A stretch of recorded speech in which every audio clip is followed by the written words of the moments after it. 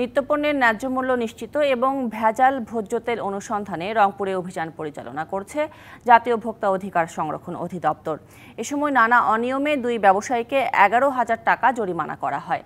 সকালে অভিযানে ভোক্তা অধিদপ্তরের সঙ্গে ছিল বিএসটিআই, রংপুর জেলা প্রশাসন, সিটি কর্পোরেশন ও রংপুর মেট্রোপলিটন পুলিশ। শুরুতে তরমুজ বাজার ঘুরে নির্ধারিত দামে বিক্রি হচ্ছে কিনা তা খতিয়ে দেখা হয়। এরপর ফল, সবজি ও তেলের বাজার ঘুরে দেখেন তারা। এ সময় ফল ও মুদি দোকানের দুই ব্যবসায়ীকে 5,000 টাকা জরিমানা করা হয়। জাতীয় ভোক্তা অধিকার সংরক্ষণ অধিদপ্তরের মহাপরিচালক জানান, ন্যায্য মূল্য নিশ্চিতের পাশাপাশি ভেজালমুক্ত ভোজ্য তেল বিক্রি হচ্ছে কিনা তা খতিয়ে দেখা হচ্ছে।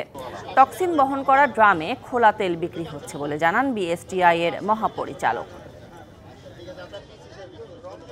কোনো সমন্বয়িত নয়।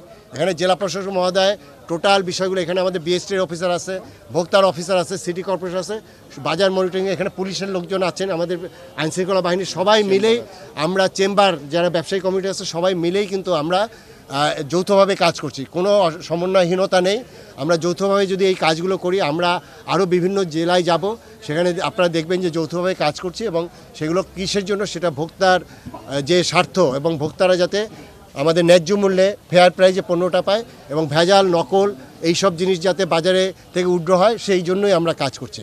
সবাইকে ধন্যবাদ। আমি আমাদের বিবেককে জাগিয়ে তুলতে হবে।